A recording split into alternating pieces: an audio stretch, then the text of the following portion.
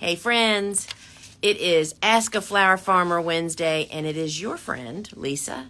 And do I look weary, y'all? I've already been out cutting flowers this morning. You know, the joy of being a flower farmer is when the weather doesn't cooperate with your harvesting schedule, right? Tomorrow's our harvest day for our big shopping show on Friday, but they're calling for monsoon rain this evening. So I was out cutting at the crack of dawn this morning before I come here to Wednesday's my day to push paper, right? And you have to keep everything in to perspective as a business owner. I can't just skip my Wednesdays at the office. I mean, that's the day that bills get paid, things get done, things move. You can't not do stuff. And so as a business owner, you have to really kind of figure this out. And so I've already had 2 showers today, and it's 11:30 a.m. Eastern time. Yesterday I had 3. It is so hot here. Anyway, so before we jump in, so y'all, you know that the story is that I'll do my best to answer your questions about flower farming, growing cut flowers, flower farming business, even farm dogs. And you post your questions down in the little bubble with the question mark on the bottom. That way I don't have to scroll through everybody's name and perhaps miss your question. And don't be bashful, y'all. Ask some questions. Some weeks we have tons, other weeks we don't. So if there is some there is no dumb question, first off. The only dumb question is one you didn't ask because you were afraid it was a dumb question. There is no such thing, y'all. So post your questions down into the bubble with the question mark, and I'll do my best to answer it. So just a couple of things. So at 1 o'clock on Wednesdays, I also have a little talk show over on Clubhouse. And Clubhouse is just a phone app that you download, but you don't get to see me, but you get to hear my voice, and you can even come up and ask me questions either by joining me. When we say on the stage, nobody sees you, they just hear you. Or you can send it through the back channel to Jessie, who is my co-host over there, and she'll ask for you. But it's really a fun way to do. It only lasts about 30 minutes, and it's very much the same as here. People ask me, I'll chat for about 15 minutes, and then you can ask your questions. Today, I am talking about why grow flowers. And it's not what you think. It's not about flower farming. It's not about that. It's about what gardening and flowers do for us, how they are relaxing. And I'll tell y'all, I am juggling some boulders right now. It's that time of year, right? I mean, I am really overcommitted, just kind of crazy. And, I have to find ways to just soothe my soul. And just being out in the garden is kind of what I'm talking about over on Clubhouse. It's a science thing, of which I don't know the science. I know that people who do know the science, and it's real, that there's a chemical reaction, and we all should grow flowers and grow a garden. And that's what I'm talking about today over on Clubhouse. And so I hope you'll join me over there. So you download the phone app, you join Clubhouse, then you look for my club. My club is flower farming. And when you join my club, that means you'll get notification of whenever I go live. Normally it's just Wednesdays at 1 o'clock. And I hope you'll join me over there. And then on Friday, my live show at 12 o'clock inside the Gardener's Workshop app. If you don't have that, you just have to go to your app store to find it. Should be like a summer extravaganza. Like all of the flower. I mean, it's just beautiful, bright. So I have some new flowers to show that we haven't had in previous weeks. If you haven't joined over there at the Gardener's Workshop live show, it's a shopping show, friends, where I am showing you the harvest, and you can have the option to buy the seed. So it's really, really convenient. We always have special offers. We always have certain products that we feature. And this is totally separate from our website. You shop through the app, and you have until 8 o'clock on Saturday morning to take advantage of the specials. So I'm just inviting you to kind of join me over there for that. So I see now we got a big old line of questions here. Let's see what we got. First time growing Lysianthus, any sight on how to harvest them, anything special to know? Well, it depends on, I'm a field grower. I do not have any greenhouses. So I 100% grow all my Lysianthus out in the field or out in the garden. Especially, first off, you can definitely grow killer Lysianthus outside in a garden. You just have to be a little bit more attentive to the weather. And I like to cut them, and I just cut a ton last night because of this rain coming. I like to have 3 to 4 blooms open on a stem. That makes more value for your customer. If you cut them when there's just one bloom open, the customer's going to look at it and say, oh, wow, one bloom. They assume buds don't open. They do typically on Lysianthus, but people don't understand that process. So if there's no rain in the forecast, I leave Lysianthus to get 3 to 4 blooms open. You can put fewer stems in a bunch, and it looks like more value to your customer. So that's all I have to say about that. Plant bugs everywhere, munching my flowers, what to do? Well, there are, how many insects, Rhonda? How many insects are there in the world? Take a guess. 1 million. Yeah. You have to first, that we know about. Bending blossoms, you have to first figure out what's eating your flowers. First off, we don't do any kind of treatments for pests on our farm. We kind of live the all-natural life, and that does not mean we let bugs eat our flowers. That means the way that I garden and farm helps nature to take care of these problems. My book, Vegetables Love Flowers, really is the lowdown on the way that I farm and garden, as well as succession planting. It's all about the flowers that you choose to grow and to not grow because of pests, and the way you restore nature in your yard and garden and on your farm. So I would highly recommend my book, Vegetables Love Flowers. You can find it at bookstores everywhere, or of course from us. If you get one from us, then I sign it for you. So check that out. That'll be a big help to you. How deep do you cut for Forget-Me-Not and Feverfew? Thank you. Enjoying. Oh, wait. There it is. Oh, nope, that's the wrong question. So somebody was asking, I'll leave this question up because I don't want to exit and lose it. So I've never grown Forget-Me-Not, so I can't answer that. Feverfew, which really does not reshoot for us where we are. You get what you get once it grows, and then so that means you can cut it anywhere. Our Feverfew is typically 36 to 48 inches tall, and unless we need it that tall, we cut it about 30 to 36 inches and then cut it to fit the bucket height that we actually cut everything. So hope that helps. All right. Red, white, and blue blooms, South Carolina. When we tilled our field and laid out Bio 360 beds, we uncovered a new seed bed of crabgrass. Oh, boo-hiss.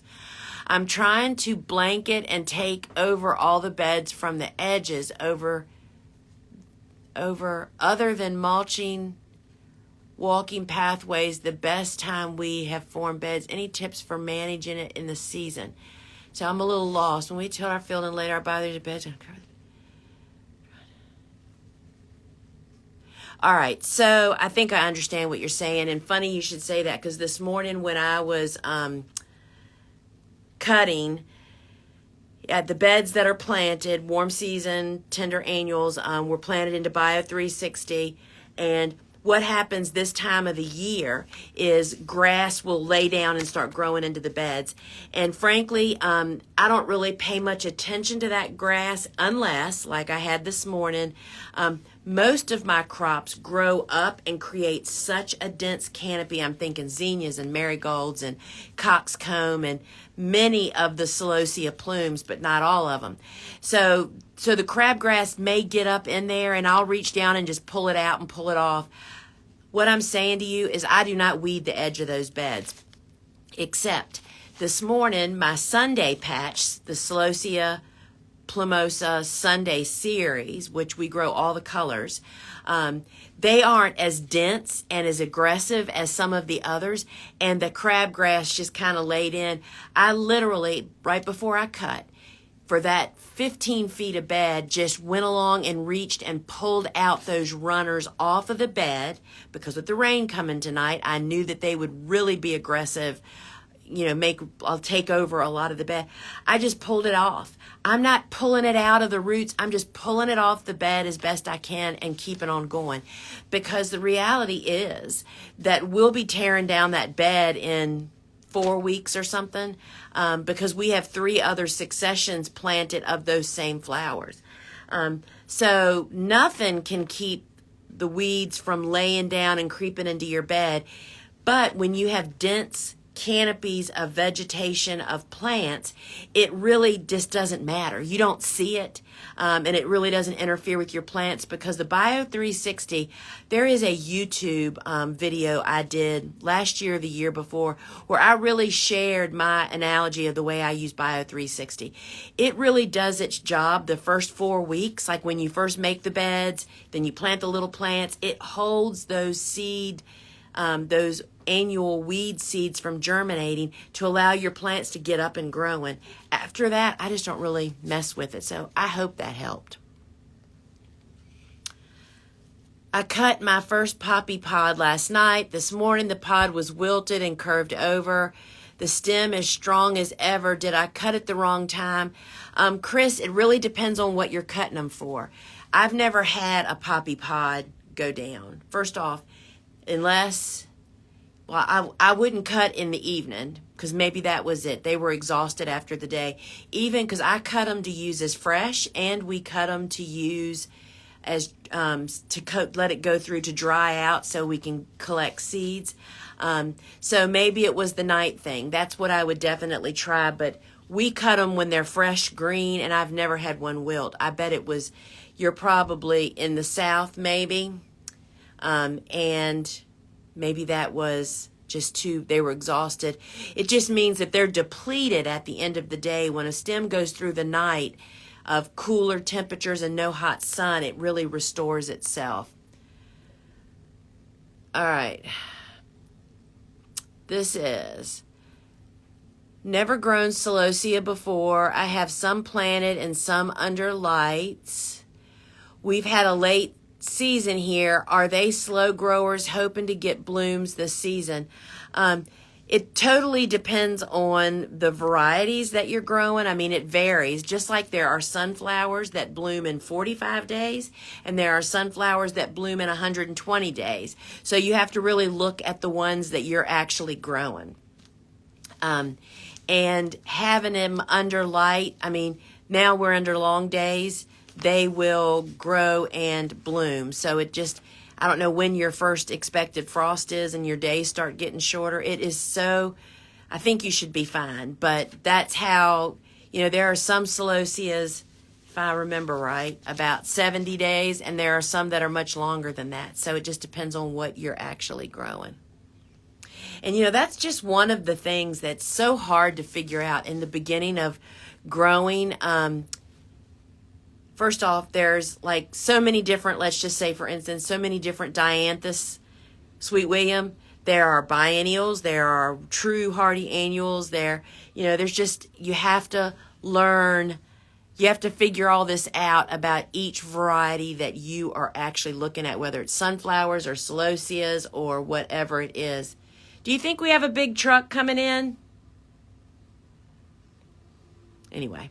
All right, reasons why Celosia and Xenia would set bloom too early.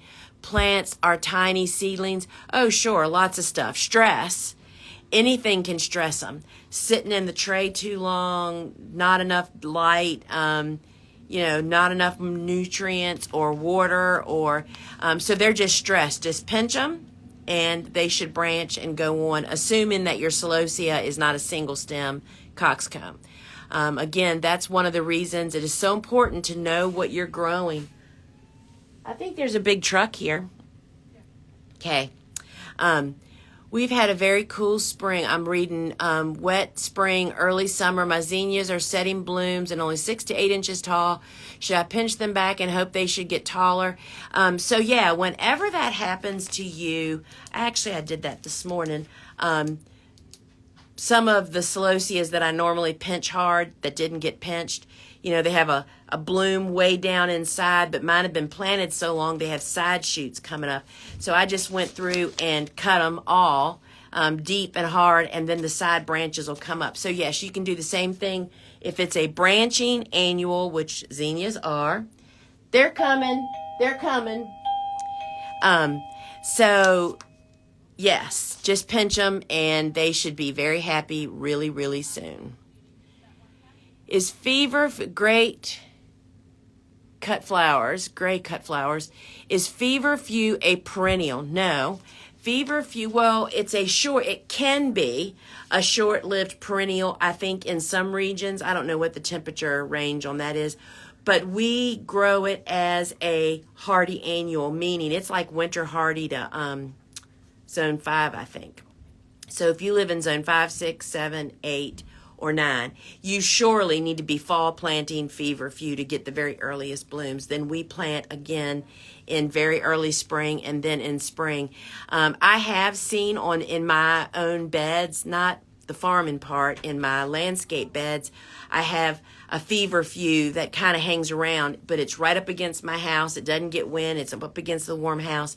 It's not a reliable perennial. That's what really should matter, right? You still need to replant it every year if you're a cut flower farmer.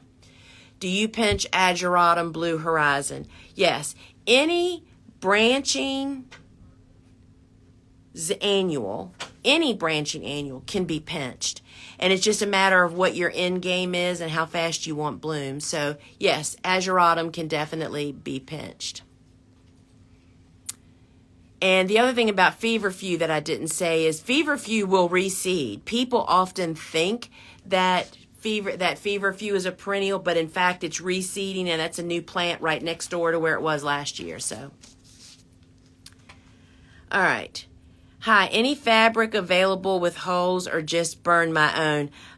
Cannot answer that, Mike, because I do not use landscape fabric. We use the biodegradable film, totally different application and use.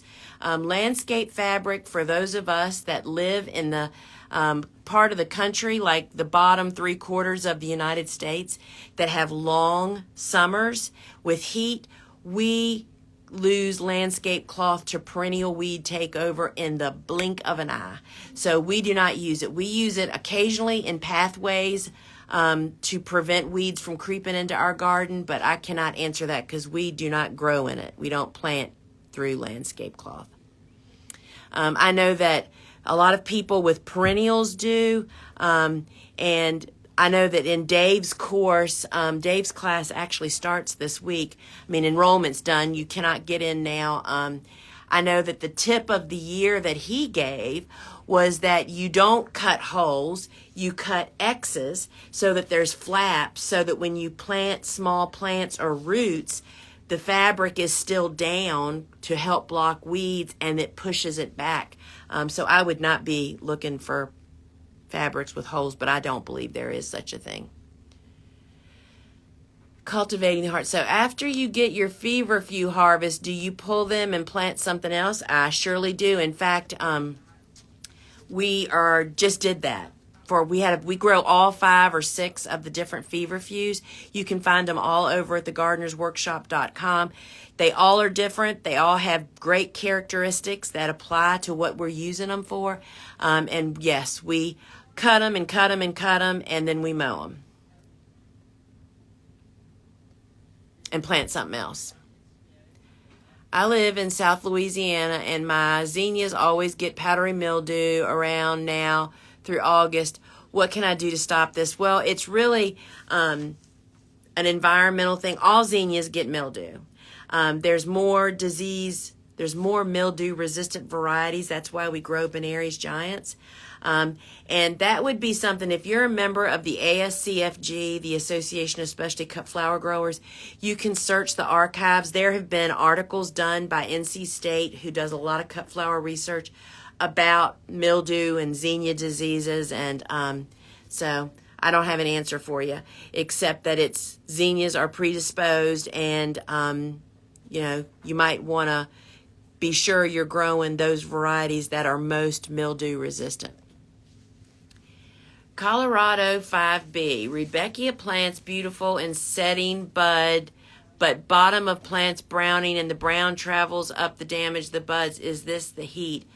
I'm not really sure about that. I have no idea. I'm not a disease person, first off. I would take pictures and reach out to your local extension agent, office, master gardener group. Those people love diagnosing stuff. I have Rudbeckia we're at 100 degrees here, just about, that we have fall planted and very early spring planted Rudbeckias that have been facing the heat. So you really need to get a diagnosis. Don't guess. Don't ask other people that don't know like me. Go straight to somebody that will say to you, it's this, or they'll say, send us a sample and we'll send it off to the lab. But I think that that would be the best way to go, because I think you should still be fine. A lot rides on when you planted it, if it's well established, and what kind of conditions you've got. Lisa says, my zinnias and other crops are covered in aphids. Is it possible to recover?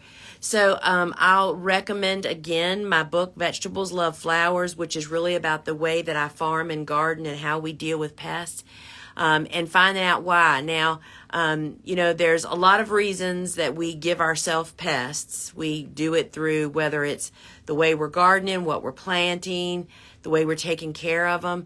A lot of times aphids potentially could be because we're over-fertilizing, but I would recommend, I would put that into a search engine. But yes, if you don't have them too bad, the beneficial insects, if you're not using any pesticides killing off the good bugs, then you can recover from that. But a lot of times you can rinse aphids off with a stream of water, like on a hose, gently washing and just rubbing the vegetation to kind of get caught up. But we don't use any pesticides, organic or otherwise, because they all can kill the good guys who help you take care of this kind of stuff.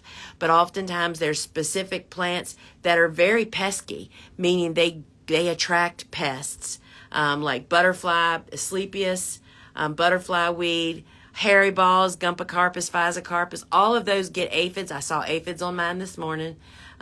There's nothing you can do it's just part of them, and you just, build your garden environment up so you have the predators there to help you control them. So Vegetables Love Flowers is what I recommend for you, my book. Oh, where'd that question go? The Bio 360 is ripping really easy. Does it get old and dry out? That would totally, not really. It does have a life of 6 months or so, like ours. We still have some fall planted cool flowers that are still in film that was put down last fall. A lot of things can affect how long the Bio 360 lasts out in the garden, the way it was installed, the way you planted in it, and how, like for instance, I've had people that have worked with us that step on the edges of the beds and rip it. You know what I mean? Put their foot on it and just don't even realize they're doing that. There's a lot of different things, but in general, no, it does not get old and dry out. Now, it can get old sitting in storage somewhere and not being in air conditioning, into a steady environment, but not out in the garden. But it has a life. 6 months in general is the life of the Bio 360. Is the biodegradable film. You can learn more about it on my website, thegardenersworkshop.com. Frankly, friends, we would not be farming if it was not for Bio 360. It has a black side and it has a light gray side. It used to have a white side. The light gray and the white side is what you use this time of the year when temperatures are going over 80 degrees in the afternoon, you would never make a bed with the black side up. You would always use the light color. It reduces the surface temperature by about 20 degrees and doesn't overheat and toast your transplants. Do you plant your summer annuals into black or white? Oh, that's what I'm answering. How convenient. So yeah. And the other thing you can do, because what we sell has black on one side and gray on the other. There is black and black, meaning it's black on both sides. If you have that, you didn't get it from us, but other people that sell it, if you do have black and black, you can put down the black, which blocks weed seed, annual weed seed from getting light to germinate. You can just throw down a light layer of mulch on it. Not enough to do the weed job, suppressing, but just enough to block the sun from getting on that black surface. So you can experiment with that. Could you list the 5 to 7 flowers that you cut and pull out? There's not really any. There's some. The misleading cultivating the heart. The misleading part of me saying that, because you may notice that I really don't say that anywhere, is what is a come and cut again, and a flash crop can be totally different for me than it is for you. Totally depends on your conditions, what your summers or your springs or your falls are like, what your growing skill is.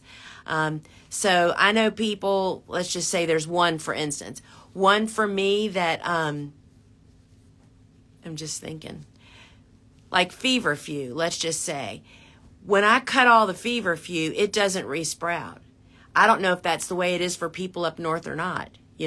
So you really need to grow stuff and figure out for yourself, for your region, for your garden, for your situation, and what you're doing with it and what kind of harvester you are. It is really, really hard to answer that question, because then I'll get a text from somebody or a DM 6 months from now and they'll say, but you said, and you can't count on that. It's different. Is Atroplex better fall planted? Last frost date, mid-October. Atroplex is basically in the spinach family. And spinach is a cool lover. So we direct sow it. And I will also tell you that deer love Atroplex. We have a heck of a time getting Atroplex to winter over because the deer just wear it out. We direct seed it, and I direct seed it later because it really needs cool conditions to germinate. Later than I would direct seed other fall planted cool season hardy annuals. Hope that helps. So yes, it is definitely best fall planted. This is the last question. Struggling growing stock. Some grow really well and some don't all get the same treatment. So I don't know where you are. I mean, this is definitely not the stock season. Stock is a cool season hardy annual. For me, it is not winter hardy for me to grow out in a field. If you have houses, you can definitely grow it through the winter with a little bit of help. But for me, we plant it in very early spring. My last frost date is mid-April, and we plant it mid-February. Oftentimes, we're planting it outdoors onto beds that were made the previous fall, into snow sometimes. It's really cold hardy, but it does not like heat. When it warms up, I mean, we're cutting stock at Mother's Day, early May, and then we're done with stock. When it gets heat, it gets shorter and shorter and shorter and punier blooms. So stock is a cool season. So I want to say that one of the things that's really also helpful, that the shop and show that I do on Friday, these are the kind of things we talk about too, is I will talk about kind of the timing of what blooming, when it got planted, when you should do it. And y'all, it's about time we're getting ready to ramp up for cool season hardy annuals, and for cool flowers. And we'll be starting to talk about that on the shop and show as well. And if you need it, on my website, thegardenersworkshop.com, go to the blog, go to the cool flower category, and there is a post in there called, and I tagged it this morning in my Instagram stories, the Cool Season Flower Chronicles. And on that blog page are bunch of resources. I mean, a ton. Webinars, the book, a planting guide, all these things that you can request. And better get your britches in a row. You know, you need to get stuff going and get ready. And we're already got all of our seed lined up. And I know it's hot, but we're right around the corner. And everybody's late every year. And it's because we get overcome with the heat of summer and don't plan for the biggest season of the year, y'all, spring. There is a story in my on my Instagram feed today where a flower farmer in 5B is showing she is already starting her cool flower transplants, the ones that she can fall plant. Go and check it out. All right, friends, remember to join me over on Clubhouse at 1 o'clock for a chat about all the wonderful benefits of gardening and even farming, and how you have to see the good stuff. And then remember, we now have a phone app called the Gardener's Workshop Live Shop. You can find it on your app store, download it, and join me for the live show that I do on Fridays. And that whole show is about showing the big harvest I've done, showing you what the blooms look like, comparing the colors, and all kinds of good stuff like that. All right, friends, until we meet again, and I hope we meet again at 1 o'clock on Clubhouse and on Friday at 12 o'clock Eastern Time inside the Gardener's Workshop phone app. And there are special deals, y'all, on Friday. Till we meet again. Ciao.